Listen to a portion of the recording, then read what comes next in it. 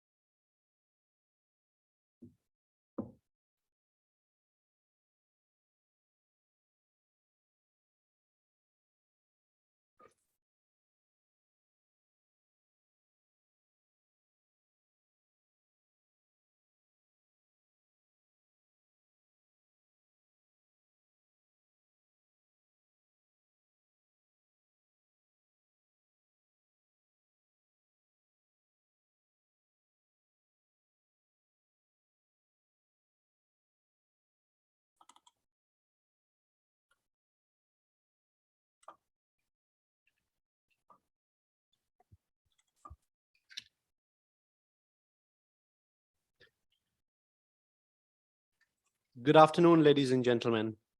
Thank you all for attending today's distinguished public lecture featuring a very special guest, Vijay Mittal. Vijay is the Corporate Vice President for Artificial Intelligence Architecture and Strategy at Microsoft and is the forefront of the digital revolution that continues to engulf our world. Even working in the technology field, I constantly feel I am trying to keep up with the rapid leaps in our technological capabilities. And I'm personally very excited to hear from Vijay, who we can say is at the technological frontier, pushing forward the bounds of human understanding. Indeed, this is the very spirit with which universities, including the Aga Khan University, were founded.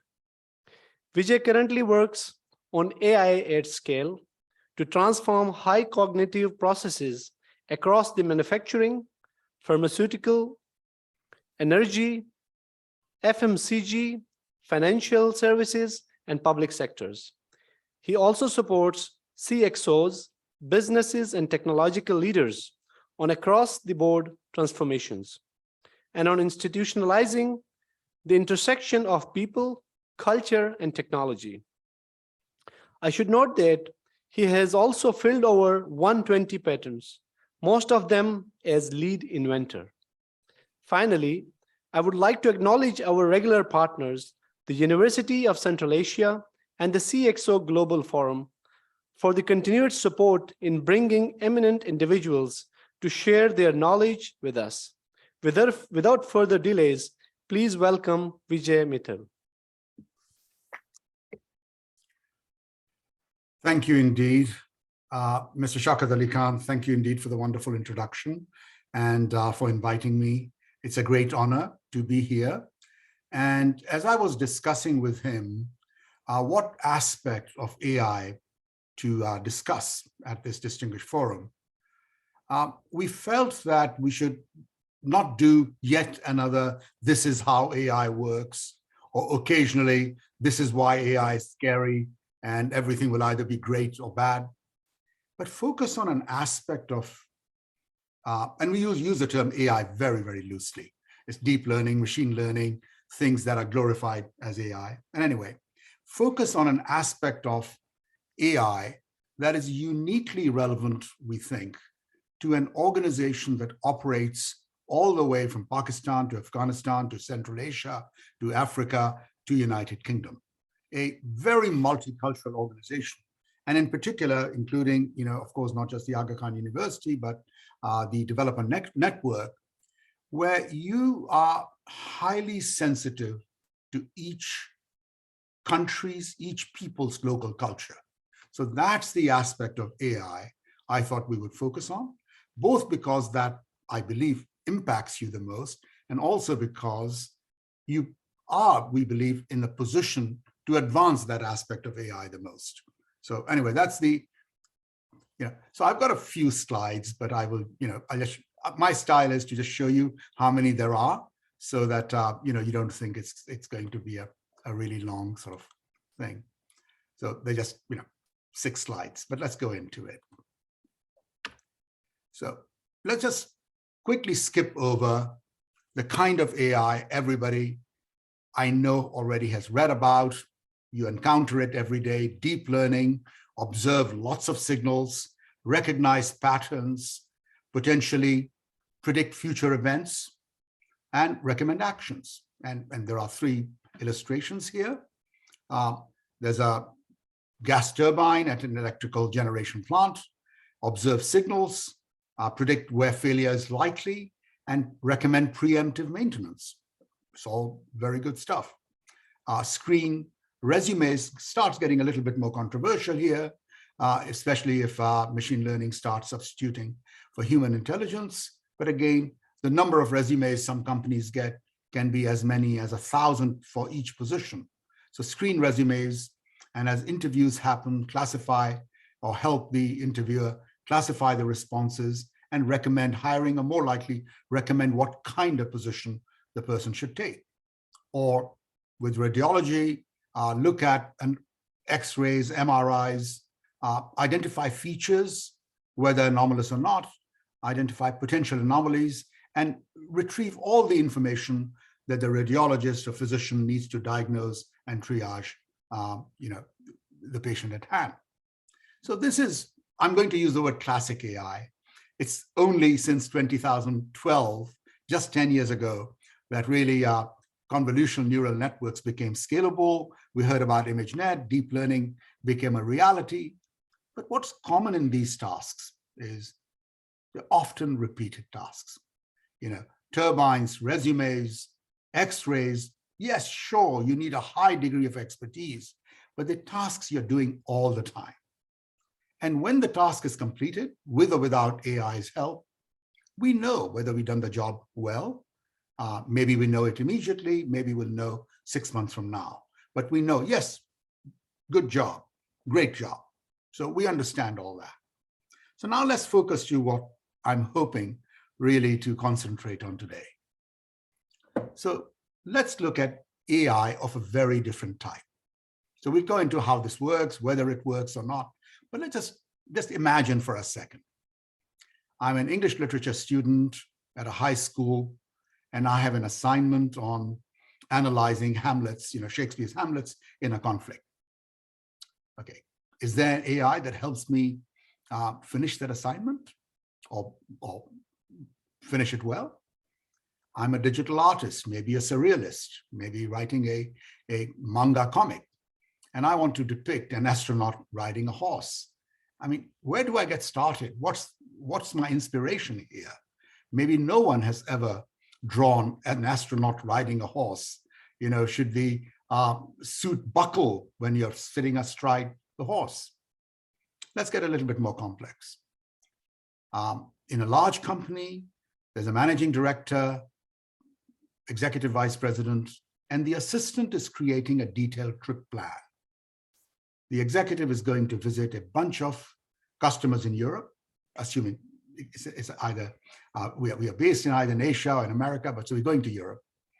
And the director's or executive's spouse and a 4-year-old child are going to travel. And I'm the executive assistant, and I have to create a trip plan. And remember, I have multiple objectives here. Or let's take another example, which may be slightly more close to home. I'm on a campus of the Aga Khan University, and we are participating in a global clinical trial for a drug that claims, or at least hopes, to treat depression in teenagers, particularly those who have become depressed because they've suffered some sports injuries. And I'm the local clinical researcher. What are my inclusion criteria, exclusion criteria? How do I commission a whole bunch of people go to cities and villages and make sure that we get precision participation? So what's common here is these are relatively open-ended tasks.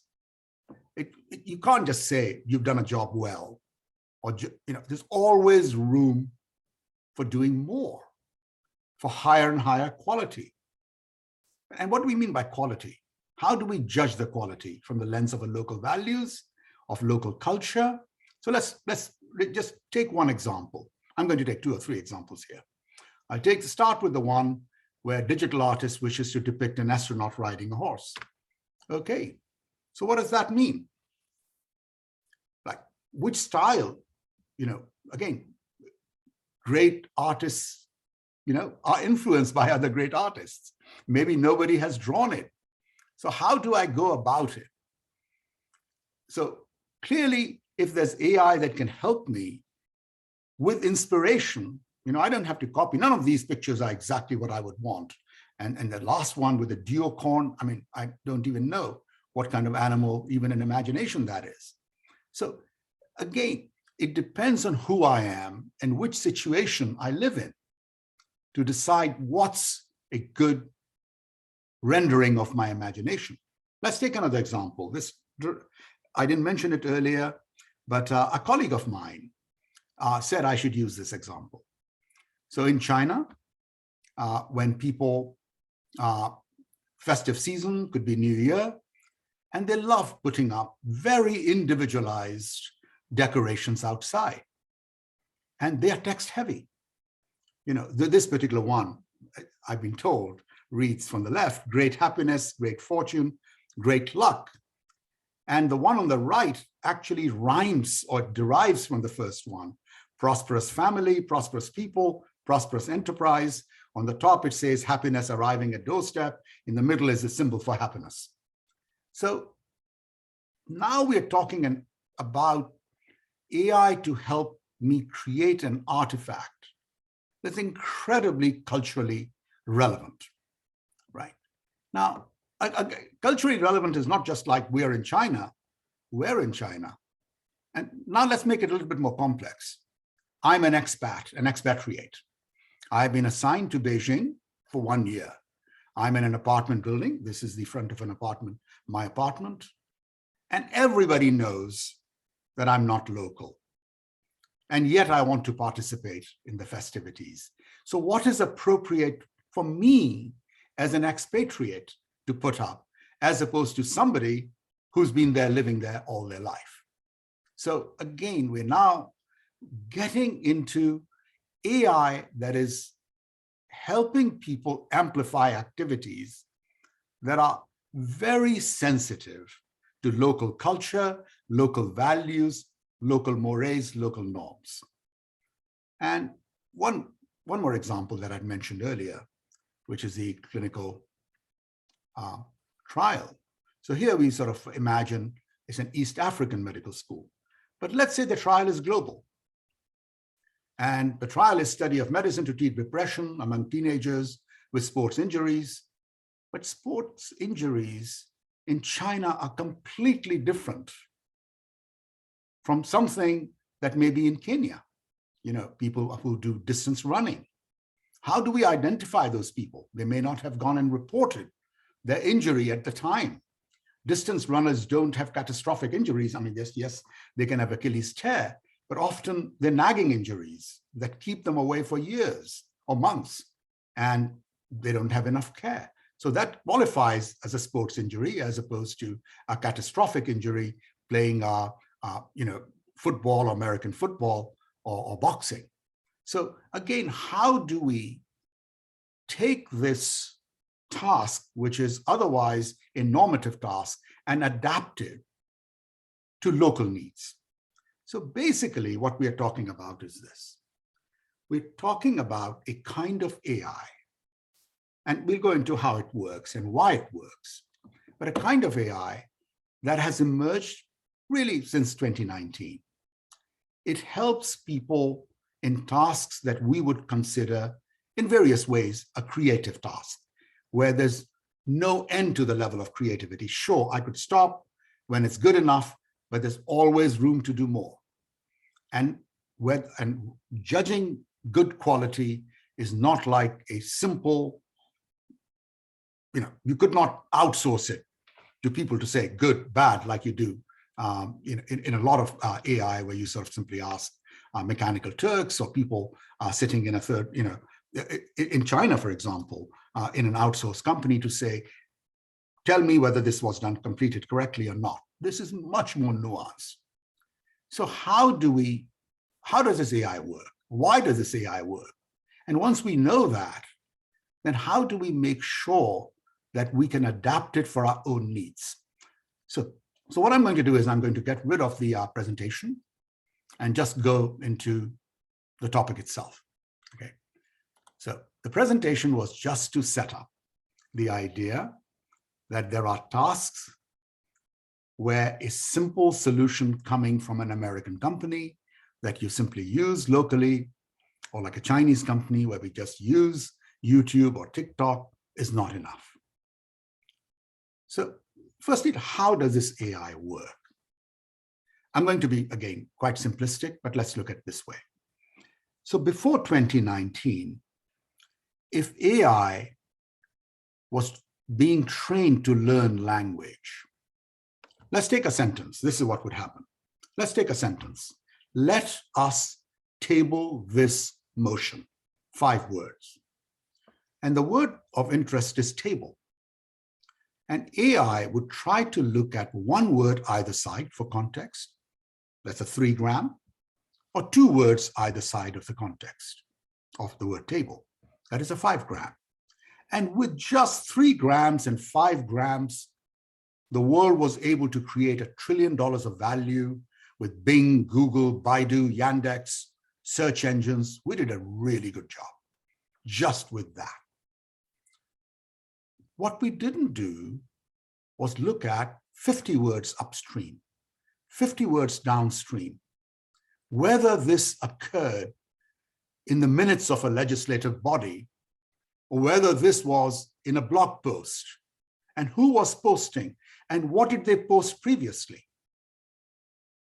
Now, once you can take a sentence from a clinical trial design and not just learn 2 or 3 words either side of the word sports injuries or term sports injuries, but everything, what kind of drug, what kind of disease, who were the principals, what other molecules are similar to the drug at test right now, functionally similar, structurally similar, geometrically similar. Now we have context. And really this new AI, what it tries to do is learns massive context. It looks, the results are very, very eerily good sometimes, but also sometimes uncannily bad. But the point is, we can now aspire to render an artist's imagination of a horse riding, and astronaut riding a horse, and or cat astronaut, really, you can do that, riding a horse. What would a cat look like in an astronaut suit? Now, all those things are out there. There's no one has painted that picture ever before. But the point is we can learn that. So, okay, so let's just take it for given that this kind of AI exists, and there are systems like OpenAI's GPT-3, with open source systems like GPT-J, GPT-Neo. There are systems like DALL-E 2, DALL-E 2. They're trying to rhyme between the movie WALL-E and also Salvador, Dali, or a system from Microsoft and OpenAI together, where we have trained the system on trillions of lines of code called Copilot. So these systems are massive, multi-billion parameter systems that are learning from the world of information out there. So now the question is, what about my local values? Do they learn my local values? The problem is this. If your information, so the dirty secret is, these systems learn from information that is easily available on the internet. If you have a culture, a subculture, a people whose information is just in their own language, and the language is not widely spoken, and most likely is not on the internet, these systems will not learn from that. So these systems may not know. Now, China is very large, and there's a huge amount of AI, so the system likely knows how to generate those New Year's greetings. But does the system know how to generate a haiku, or a share, or a couplet, or a limerick? But what about something that is relevant just to a small region? So first of all, we have to now develop tests. Does the AI that's being developed by these large technology companies, does it understand my values, my culture? Now, we've been there before. So now we're talking about local culture, local values, local concepts. Before this, there was a huge debate that AI that learns over the internet, learns the biases of the world. It learns to associate doctors more with male and nurses more with female, which is completely wrong. So we learned how to test for that, gender bias. We learned how to test for ethnic bias. We learned how to test for bias between rich and poor person. And we learned how to de-bias those systems. Still work in progress, but we learned. But nobody really has developed tests for, does this system understand how we speak to a sick child in this country? In America, in many parts of America, the doctor would speak to the child as an equal. I'm not sure it's a particularly good thing to do, but explain to them the intricacies of the disease, including where they can look it up on the internet. Is that a right thing to do in our culture? With the doctors, with the patients, with the relationships between the family members and the patient, is it correct? So one of the companies I'm advising, they create systems or a system to help diagnose autism in teenagers and also give therapy, digital therapy. And in particular, this is being used in East Africa. Even though the company is based in Germany, the founders are from Nigeria and from Kenya. The relationship between the patient, the therapist, and family members are completely different. The way people speak, the tone that needs to be taken, completely different. So we have to know, what are we inheriting when we are taking AI that was trained simply on whatever happens to be out there? So can we test for that? How do we make sure this AI learns about our culture? Well, one simple thing we can do is make sure more and more information is available on the internet. If you hide the information away, people aren't going to be able to learn from it. Maybe that's practical, maybe that's not practical. Okay, that's one way. The other way is, this is called last mile adaptation. So I'll give you an example. On the internet, there are a lot of websites, streaming sites where people are playing games. And the dialogue can be very macho and even to the level of toxicity, mainly because the kinds of people who are playing and the kinds of games, which are shoot 'em up kind of games, killing people, your enemies and so on. And I want to use that AI, so this is a real example, to create a dialogue that is more empathetic.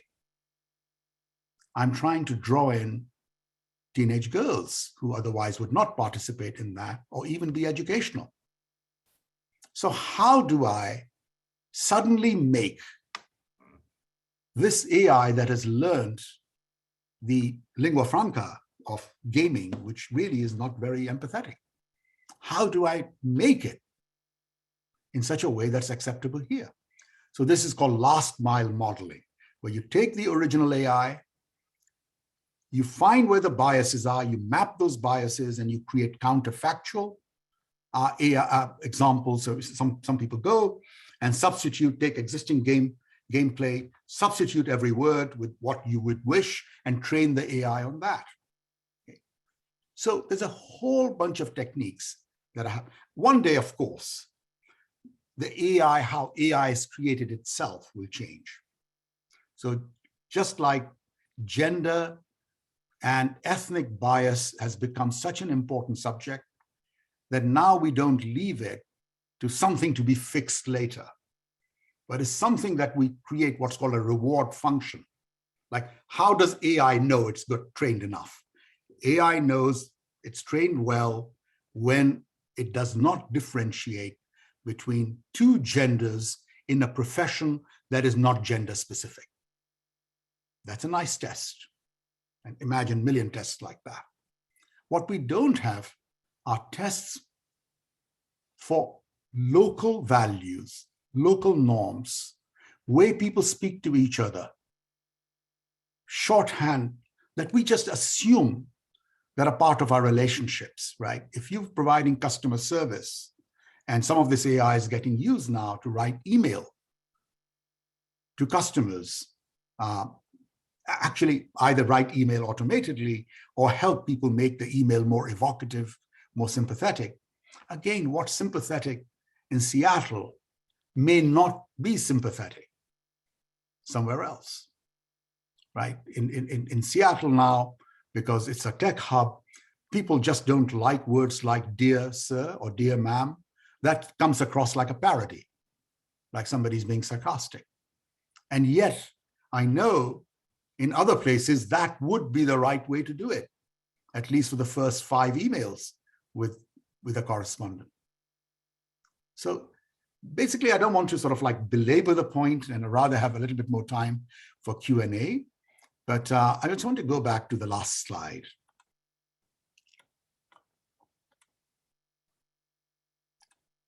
And give me a second.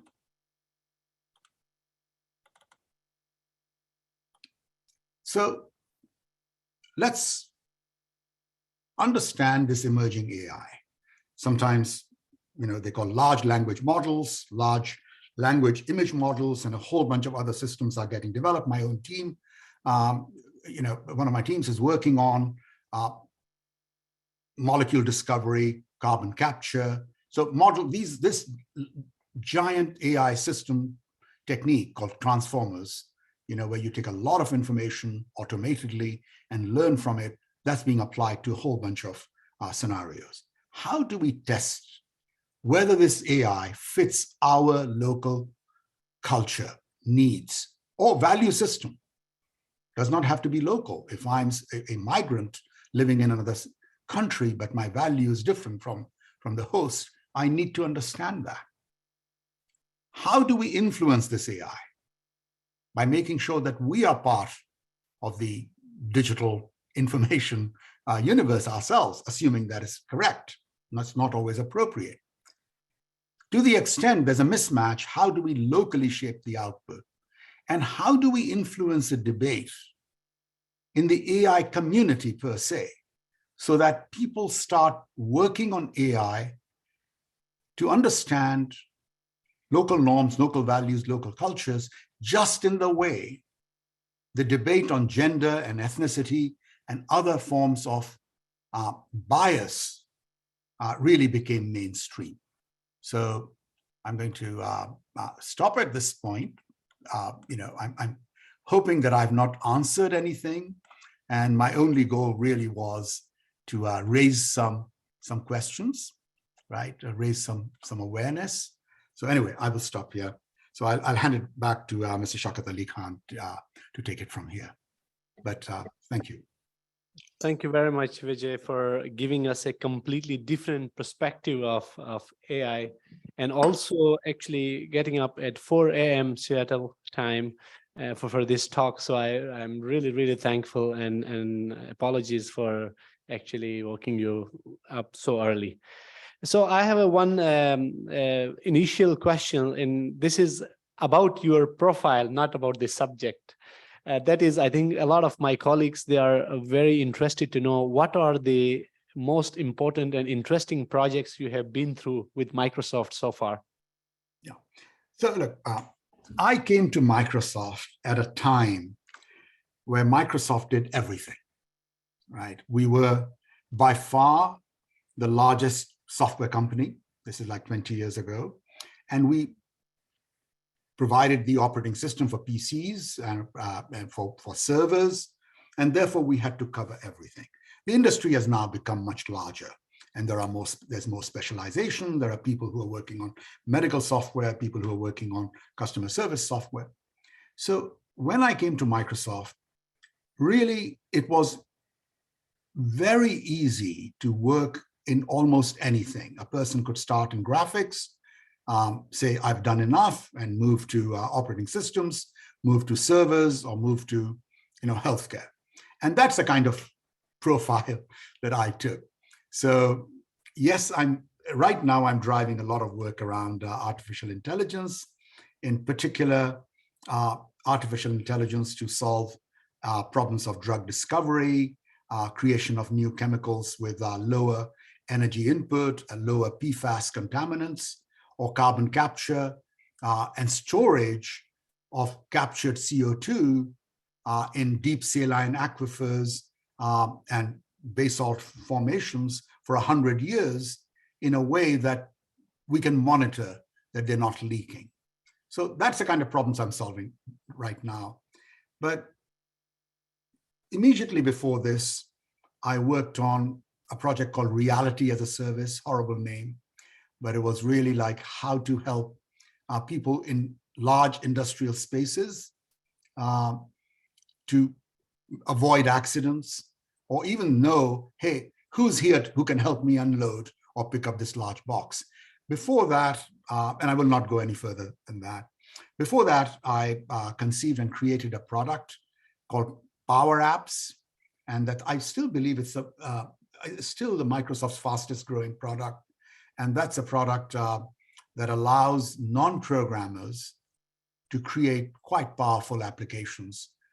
So in the spirit of Excel, so it uses formulas, but rather than create spreadsheets, it helps people create applications. So that's a wonderful thing about being in a large company and having some roots in that company, that you do not feel diffident when you feel like I've done enough in this space, others can take over, or simply something new has come up and I want to be part of that bandwagon. So there's no rhyme or reason, it's just a personal journey. Thank you, Vijay. We have a couple of questions, so I will just read the question. First question is from Dr. Anil Khamis, who is our special advisor to Provost, Al Khan University. He's asking, the beginning of machine learning AI is based on psychometric processing that you are arguing has creativity potential. If I understand correctly, so what are the limits of human creativity, imagination, and thinking, cognition, that is the basis of current AI applications? And would AI inform human thinking in a dialogic, learning manner? The basis of this question, is Kasparov noted, is that we must learn to live with machine learning AI, but how and to what limits as well? As to what applications, for example, personalized learning, new medicines based on individual genomics, etc. Yeah. So like I will take the individual genomics and new medicines or a new wellness part separately. But I think right now, the mainstream means something where overwhelming number of people are working. Mainstream doesn't mean where there are some thought leaders. But the mainstream work in deep learning, at least, which again is the largest part of artificial intelligence. If you go to a deep learning practitioner or somebody who's a deep learning researcher, and you say, is your work influenced by how the human brain works, they will say no. It really, I'm sure there are people who wrote those papers, but in every era of computing, there are people who say, this is how the human works. When we had the original work by Alan Turing, I'm sure he felt that the way that his computer, which was not electronic yet, computed was the way humans worked. Much later when we had expert systems, people said, well, this is how people work. They have latent rules. Some are overt, some are not overt. And now it's like, well, in the human brain, there are connections, so we can have these deep neural networks. Other people feel that there's another branch of artificial intelligence called reinforcement learning. A lot of things like gameplay that you've seen, things like AlphaGo are based partly on deep reinforcement learning, on reinforcement learning. And there are papers that say, well, inside the human brain, there are dopamines that have the effect of reinforcing rewards, giving us rewards, making us do good things and make us do less bad things. And that's how we learn. It's not clear. And most importantly, it doesn't matter at this point. So I want to give you a very simple example where I'm trying to avoid the question very, very, sort of strongly. We thought 5 or 10 years ago that the problem of machine translation of Chinese or Mandarin into English and vice versa, would be solved by hiring a lot of grammarians and linguists and ethnomethodologists. And sure, those people did make some progress, But in the end, it was simply brute force, learning over billions of artifacts that we found success in. So right now, none of us really want to claim that we are inspired by or driven by a serious knowledge of how the human brain works. Having said that, and then I go with the Vijay Mittal, having said that, we are finding and discovering, it's a voyage of discovery. We are discovering that we can start amplifying people in some creativity. Now, whether we, meaning the AI, is being creative, or AI is just giving you 20 examples from which the human gets creativity, still, I don't want to attribute that. So I'm not saying AI is being creative. AI has a lot of variety, but what is creativity is a value judgment. And only we believe the human has that, because none of our AI systems know why they are recommending what they're recommending in the sense of knowledge. And the last part is personalized medicine. Yes, that is really where we see AI doing very well. Mainly because, I mean, people have claimed for a long time and that gene expression influences everything, all the way from, let's just take the world of cosmetics before we go inside the bloodstream medicine, aging, skin firmness, tightness. So why should everybody get the same skin cream? Well, because we cannot measure everyone's gene expression, and we don't have ways of formulating precision medicine just for Vijay Mittal. And that's really where AI is good, which is interpreting signals, local signals, and creating local minima, maxima, whatever happens to be the right thing. So yes, it's a very long answer, which was deliberately designed to be a non-answer to the point of, does AI have human values? If it does, I have no idea of knowing how. Thank you, Vijay, for a thorough answer and very interesting one. So I will take one question from the auditorium, and then we will go back with a couple of questions online. Kashif. Yes, thank you. First of all, it's an honor basically to talk to you from this auditorium. This is Kashif Siddiqui, and I am Director for Health Information Systems and Electronic Health in Aga Khan University. So I was just thinking about when you were talking about the culturally sensitive AI. So what about the driverless cars in a town, basically, where everybody is driving with a cultural background, basically? And so whenever you are on the street, basically, you see the culture generally, right? And a driverless car, basically, how it is going to behave in a culturally sensitive AI environment. So that's very interesting, actually, because right now, the focus is on avoiding that large truck that happens to have broken down at the crossroads.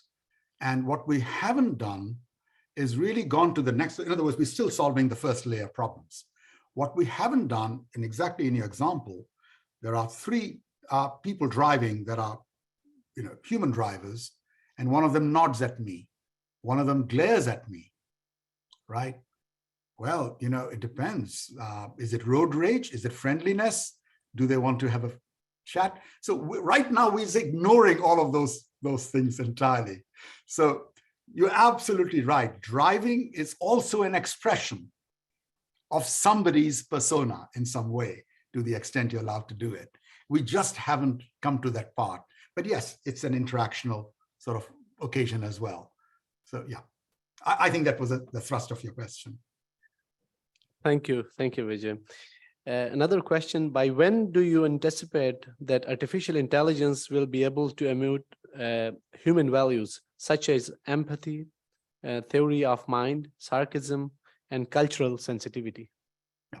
So I will use the word AI can aspire to pretend to be empathetic. You can train AI to look like empathy in interesting ways. There is a system that's originated at Microsoft Research Asia, is now spun off into a separate company called Xiaoice, Xiaoice. And it is a bot, that talks to the human. And in China, there is has long been a one-child policy. So a lot of people are alone when they go on a drive. They are alone for hours, and this bot is designed to talk to somebody who's driving or who's alone. And they chose the persona of a 14-year-old girl, which is a persona in China, I cannot understand that fully, apparently is considered the one that people will forgive the most mistakes of. And yet you feel intriguing enough to talk to. So you can design a system to feel like empathy. I do not know at this point we have the ability to know whether we have empathy. So you will get situations where some of the answers will surprise you, like, really? That's so insensitive. So we can engineer things, but engineered things have limits. They're brittle. Thank you, Vijay. Another question, how do you suggest clinical researchers to get themselves trained in AI or machine learning for those working here in Pakistan to develop their capacity? Any groups, any suggestions for all the learners who would like to enhance their capacity in AI and machine learning? Right. So look, I gave a recent talk in a panel in Germany, and I was surprised to know that a head of a German medical college, this is what he said, that in Germany, you cannot qualify as a doctor, at least right now, unless you've taken at least a couple of artificial intelligence courses.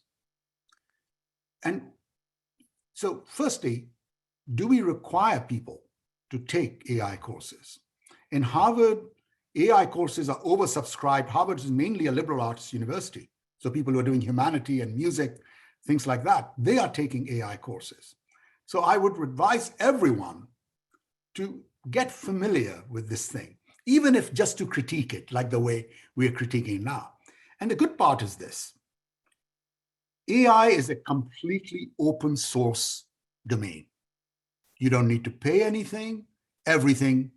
Almost everything is available out there. Sure, there could be an expensive private version, but almost everything is available.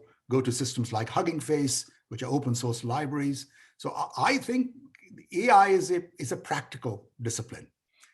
Start with watching videos on YouTube, incredibly informative lectures, and download a couple of libraries and just try them out, right? The instructions are step by step. The barrier to entry is very low right now. Thank you, Vijay. Are you okay if I can continue with a couple of more questions? Sure. Yeah, absolutely. Okay. My next meeting is not until a couple of hours from now. That's great. So I have another question. So do you think biocomputers can make their way into mainstream treatment options in the next decade? And is it something Microsoft is also working on? Okay, so I'll try and stay away from going into what Microsoft is working on. It's a very, very large company. Like I think now we've just 250,000 people or something like that. Yes, I do work on, so I just confine to my own interest areas and make a comment on the basis of that. There are many ways of thinking about drug discovery.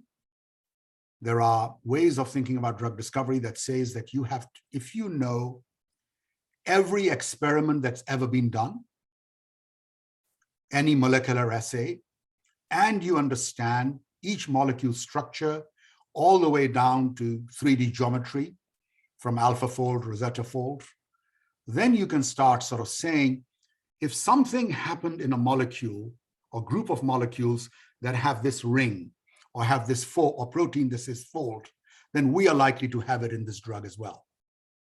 So that's one way to think about it, which is know a lot to inform every decision. There is another branch of AI that's working in the, and that's not one I'm working on, where they're saying that in the end, biochemistry is just physics. And if you can model everything down at quantum energy level, right? And find a way of simulating that and find a way of doing calculations at 10 to the 24, 10 to the 30 faster speed, one way or another, then you'll be able to simulate the behavior of the entire cell, one day the entire organism. So both of those things are works in progress.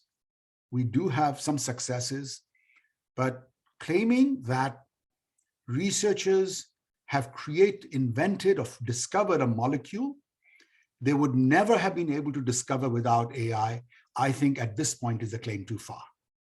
I think the nearer term aspiration is, can you help me shorten a 3-year experiment cycle to 3 months? That's dramatic already. So I think that's really what I can foresee. It's just that in AI, no one has ever foreseen what's going to happen 5 years from now. So I don't know what will happen 5 years from now. Thank you, Vijay. Another question I have received. AI still seems a fancy word for the third world countries. Therefore, how AI can help transforming lives of common people? So I did not understand necessarily the first part, which is AI seems a fancy word for the third world, but I did understand the second part. I mean, does the questioner want to just elaborate just a little bit on that? If they're in the auditorium, otherwise I can speculate myself. Yeah, I think what they're, this is an online question. I think what the person is asking is that it seems like we are hearing a lot about AI in our okay. How this will be impacting a common person, as if we can see in the real terms. Okay, so every time we read a news feed and we say, it's amazing that the next piece of news the system is recommending is designed to inform me in the vector that I wanted to be informed. You are experiencing AI, right? So AI is embedded already. It's not something that we are having to wait to experience. If we are using an online service, almost certainly it's using AI. The computers, the cloud is, the service is running on are being optimized by AI. So AI is really, it's almost like saying mobile computing, cloud computing, desktop software. It's there. It's a fact of life. What we are discussing today is more like the edges of AI, in a sense, the emerging AI. So I think whether we live in the first world or third world, we're getting AI. And if I may say, the first world is really envious how quickly third world, so-called third world, has adapted or adopted digital payments, right? Mobile technologies, all kinds of digital first processes, because they are leapfrogging what people with established economies are having to struggle to remove. So I'm not really sure that it's an esoteric or fancy concept. I think if you're using a mobile phone, you're probably using AI about 50 times every minute. Thank you, Vijay. We will take 2 more questions, and then I think we will say thank you to you. So the one question is about use of AI with the challenges in privacy. How do you see that actually working together? Because as much as we are dependent on AI machine learning, then also citizens are confused about what will be happening with their privacy. So where do you see there is a balance? So I would mention to you 2 techniques that I think that have been developed, and really it's a question of making sure that they are applied. So one technique is called differential privacy. So what that means is that when you collect data, you corrupt it at source. You change the gender, you change the age, you change just 2 or 3 symptoms of a disease that a person has. So it's not easy to trace it to one individual, but you do this so-called corruption in such a way that statistically the entire group is still representative of that group. So differential privacy is one technique that people are using to make sure that data, when it leaves, has already been changed so much that you cannot reconstruct it. The other technique that people are using is called federated learning, where the AI is operating on my phone, on my PC, and is only sending some partial learning vectors to a central computer. So data never leaves. So this is something which is so mainstream. Everybody is aware of the privacy concerns, and we know that they have to be foremost. So certainly, as we work with hospitals and other organizations who take privacy very seriously, they are applying techniques like this. But also, why are we giving all the information just because there is an option to use a service that is free? I mean, do not, be careful what you say yes to. So that itself is about individual responsibility. Like, why am I? Just because something is free doesn't mean they should be able to take every piece of information I have. So we take privacy very, very seriously, and we sort of advise people on that. Very interesting. So there's another question. The question is, can we develop an AI general practice algorithm for low and middle income countries? Can we develop something like this in the next 5 years, standardizing primary care in LMIC countries? So I'll give you an anecdote first, and then sort of see if that's the right inspiration. So when somebody is on a ship, on board a Navy ship, right? There could be, if it's a really large ship, there could be a local pathologist. Maybe there's one doctor. And that doctor is not an expert in every disease. If you've got 500, 1,000 young people doing extraneous activities, they're going to develop all kinds of ailments. So this doctor, this pathologist needs the ability to do things beyond their own personal experience and specialization. So AI is being developed to help that person quickly triage information, to say, no, this is okay, this is run of the mill, or this is something serious. You better consult a real specialist in that area. So I think that the very first thing we can do, and we can aspire to, because the effect of going wrong is still moderate, is to be able to quickly identify whether the information you've gathered from a patient is enough, and whether that information needs intervention by some specialist or needs a referral. So that alone, I mean, I'm giving you that as one example of a pain point when a physician is seeing 1,000 people in a day as opposed to 40 people in a day. And when the physician is having to cover a large variety, a large spectrum of ailments, and not just people who've self-selected to come to her or him.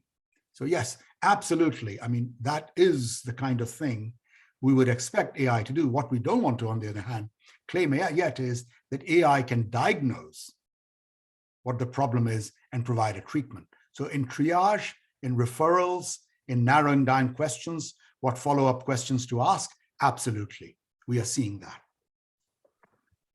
Thank you for the detailed answer. We can take one more question if that is okay. Yeah. Can you please share your thoughts on role of AI in medical education? What are the current or crucial areas you think are being explored for use of AI in teaching, learning, and assessments in a curriculum? Right. So the pandemic caused a really serious advance in helping AI to help people in testing, right? Because people were not sitting in a large classroom or auditorium and taking the same test. The people working at different time zone, and we wanted to make sure that people aren't cheating, right? They're following. There's other AI. So that's one. One is to sort of prevent things going bad, but that's not where I want to go. We have plenty of software that is being developed for self-driving cars, or more like driver assistance AI that keeps track of when a person is concentrating, when they're about to doze off, when they are distracted. There are techniques now of helping people with the right music, with the right stimuli. So I'm saying education is a very, very broad word, right? Can you make it more efficient for me to understand what I want to understand? Can you bring the resources, all the resources that are relevant to me right now at my fingertip, as opposed to me having to go to a library to sort of and search through books? So at the very least, we can make it more efficient for people to absorb large amounts of information and to have mini tests long before I give my examination at the end of the quarter, at the end of the semester. So yes, we're seeing that AI is becoming part of the loop, but the way to think about it is AI is amplifying the teacher as opposed to substituting the teacher, amplifying the reach of the teacher. Thank you very much, Vijay, for your time. Very interesting discussion and sharing your wisdom and knowledge. On behalf of Aga Khan University, I would like to sincerely thank you and appreciate your time. And please count us in for any joint venture, joint innovation, research work. We are already a big shop of Microsoft. We are practicing a lot of things, but of course, we are also interested to be part of any interesting engagements in terms of technological innovation or research. So please just keep us in your mind. So I really want to thank you for your time. And you can see there's so much interest, so many questions. And I would also like to thank all the participants who are present here in the auditorium and all our online participants. This lecture has been recorded, and then in a couple of days, it will be published on our YouTube channel and also from the University of Central Asia, their YouTube channel. So thank you very much, everyone, for your time. And thank you, Vijay, once again. Thank you. Yeah, can I just say one last word, please? Sure. So, look, I wasn't sure. I was 90% sure that this audience doesn't need any explanation of AI, that if I just go straight into the topic, they would already know. And I'm so glad that I made that assumption. People, the questions are not first level, second level questions. These are, PhD level questions and leading edge questions. Thank you for these questions. And I've taken note of some of those, and I'll try and sort of incorporate, these inflections in my conversations later on. Thank you indeed. It was a great learning experience for me. Thank you. Thank you very much, Vijay. Thank you. And thank you, everyone. Have a nice afternoon. And I would like to thank also University of Central Asia and then CXO Global Forum for actually collaborating this lecture. Thank you, everyone, and have a nice afternoon. Bye, everyone. Bye-bye, Vijay. Thank you.